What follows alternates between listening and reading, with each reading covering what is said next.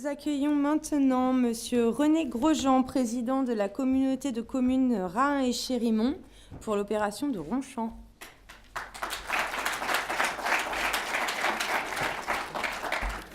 Mesdames, Messieurs, bonsoir.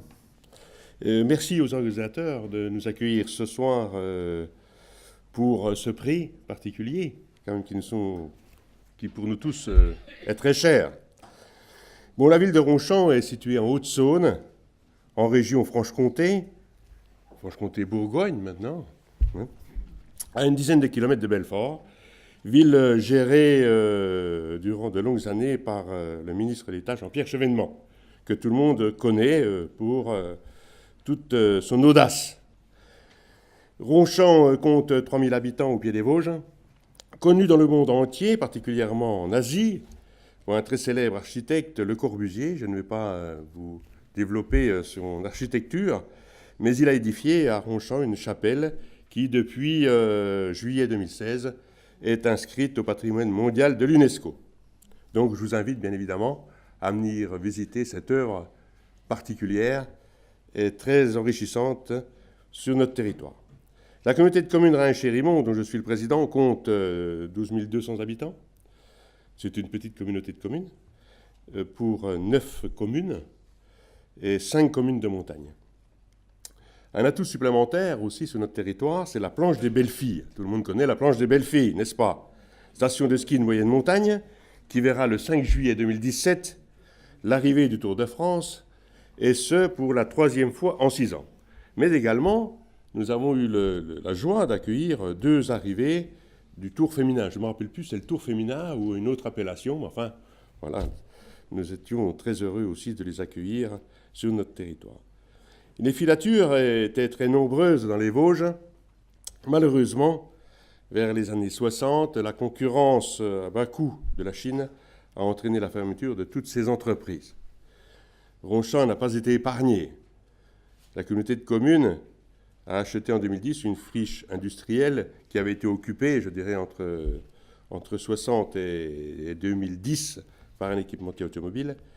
On a acheté donc 12 hectares et depuis 2014, nous rénovons les 9000 m² qui étaient bâtis. Donc, sur ces 12 hectares, on a eu aussi l'opportunité, avec la collectivité de Ronchamp, d'identifier 7 hectares constructibles qui nous permettra demain d'avoir un résultat beaucoup plus important au niveau des recettes. Donc, concernant la réhabilitation, plusieurs projets ont été identifiés. Tout d'abord, un gymnase homologué au niveau régional, une halle publique de 500 m². Je ne sais pas, je vais faire défiler. Si, peut-être, oui, vous me l'aviez montré tout à l'heure, madame. Oui, donc le site est là. Hein. Non, je ne sais pas. La planche des Belles-Filles, ben, vous voyez. Je ne sais pas. Je vous laisse. Dites-moi, qu'est-ce que vous cherchez? Moi, je cherche tout. Non, voilà particulièrement le site qui va être habilité. Donc, cette ancienne friche. On reconnaît bien donc l'architecture. Oui, s'il vous plaît. Voilà. Une salle d'exposition de 450 m². 2 espaces de répétition et d'enregistrement pour les musiques actuelles. Environ 2000 m² réservés aux artisans, car il est vrai que nous sommes très présents quant à l'économie, hein, je pense que tous les élus le sont. Une cuisine centrale qui alimentera demain donc, les centres périscolaires, mais aussi les seniors à domicile, ainsi qu'une maison de retraite. Cet ensemble de locaux rénovés sera chauffé par une chaudière bois, une chaufferie bois plaquette, car nous sommes labellisés Territoire énergie positive pour la croissance verte au niveau national. Voilà, je vais ne pas être plus long, je vais laisser notre maître d'œuvre parler particulièrement de cette réhabilitation qui nous concerne particulièrement ce soir. Ben voilà donc le projet qui vous sera développé par M. Tofoni, donc du cabinet Site Architecture qui est situé à Paris. Et d'ailleurs, je le remercie pour son action, car franchement, ils ont eu des idées tout à fait particulières nous concernant. Et c'est vraiment une réussite quant à cette rénovation. Donc nous sommes fiers de candidater, bien évidemment, pour ce prix d'art urbain et d'avoir été retenus parmi les 6 projets en lice. Cela nous montre que même les petites collectivités, nous ne sommes pas les seuls, puisqu'il y a beaucoup de petites villes qui font ce concours, qui ont été retenues pour ce concours, preuve que les petites collectivités peuvent apporter un développement culturel, sportif et économique sur des territoires en transition. Voilà ce que je voulais vous dire, messieurs et dames, et je laisse la parole cette fois à M. Toffoni, qui va vous expliquer plus précisément donc, notre projet. Merci. 5 minutes. Bon, je vais faire l'impossible. Donc oui, effectivement, comme M. Grosjean l'a bien dit, tout le monde connaît Ronchamp pour la chapelle de Le Corbusier, Notre-Dame-du-Haut, mais personne ne connaît le territoire urbain, ou en tout cas ce territoire qui est un territoire industriel hérité du 19e siècle, et qui est un territoire assez étonnant, parce qu'en fait, ce n'est pas un territoire rural, c'est vraiment un territoire qui a été fabriqué par l'usine. Il y a l'université de Nancy, des géographes qui travaillent sur ces territoires-là. La question aujourd'hui, effectivement, est la question de la disparition de ce patrimoine-là. On n'imagine pas, lorsqu'on va sur le site, qu'en fin de compte, il y a eu le puits le plus profond d'Europe, et dans les années 70, tout a été démantelé. C'est-à-dire qu'en fait, on a gommé, on a complètement effacé le patrimoine industriel, même la mémoire d'une certaine manière, la mémoire industrielle a été effacée. Il reste en fait des traces, pour les gens qui savent les lire, des cités ouvrières, il reste des morceaux d'usines qui ont été plus ou moins reconvertis, et il y avait vraiment cette idée de faire table rase. C'est pour ça que... Et du coup, la filature, elle se trouve à une articulation un peu particulière de cette histoire de la transformation des lieux. C'est-à-dire que la première fois que les élus ont rencontré le parc naturel régional du Ballon des Vosges, qui les a aidés à fabriquer le programme de l'opération, il était question de démolir pour reconstruire. Et petit à petit est apparue l'idée, à la fois en termes patrimonial, qui était intéressant et qu'on pouvait faire un projet nouveau à partir de ce qui existait déjà, et d'une certaine manière, par le biais de la programmation du test des financements possibles, qu'il était possible de transformer la friche et qu'il y avait sans doute plus de financement pour transformer la friche que pour la démolir et la reconstruire. Donc sur cette idée-là, ils ont engagé, je pense que c'est très courageux, un dialogue compétitif avec 3 équipes composées de programmateurs, d'architectes, de spécialistes en déplacement, écologie, etc., dont nous avons été lauréats, et qui a été porté aussi par à la fois le PNR et la DDT.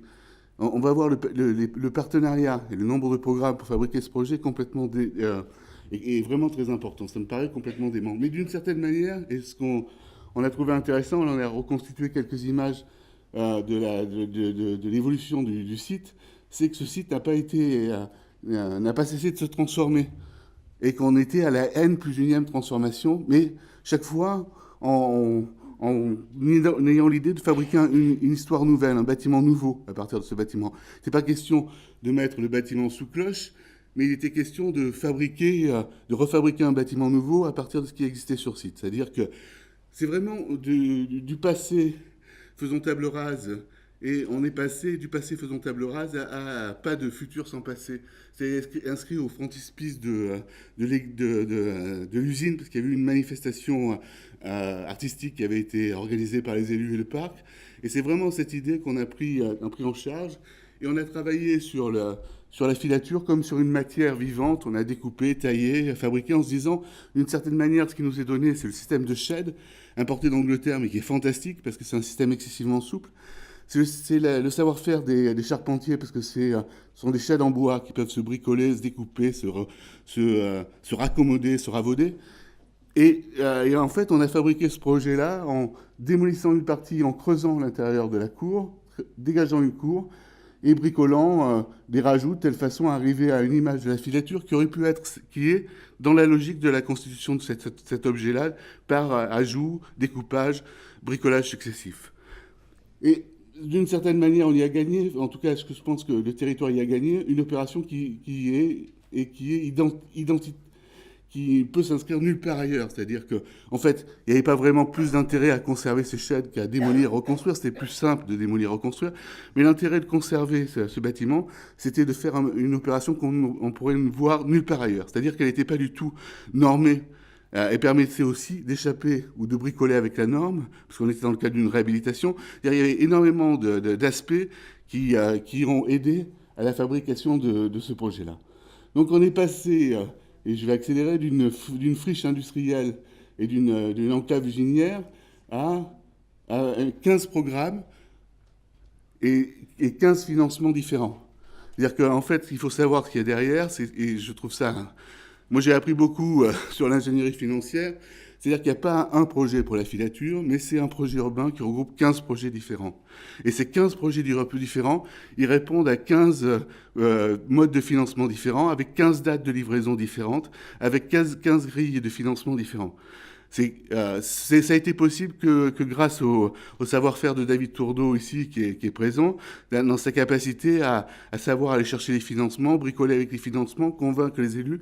Et c'est là où la DDT a été assez forte aussi, parce qu'elle a servi de courroie de transmission avec les services de l'État. On est vraiment dans l'exploration, je pense, de la nouvelle politique de l'État, dans la mesure où elle devient une politique non pas qui sanctionne, mais une politique incitative et partenariale. C'est fini. 11 minutes. Et vous ne nous avez pas montré ce que vous avez fait. Non, parce que je pense que... Non, mais... On a arrêté les autres, on est désolé, mais vous avez aperçu tout le monde qui s'était très réglé. On ne peut pas faire autrement. Voilà, donc j'en finirai avec ça, je passerai 2-3 images pour montrer. C'est effectivement la liste à la fois des entreprises et de l'ensemble des partenaires qui ont permis de fabriquer le projet qui est aujourd'hui en cours de réalisation, c'est-à-dire ça c'est la démolition, ça c'est les perspectives du concours.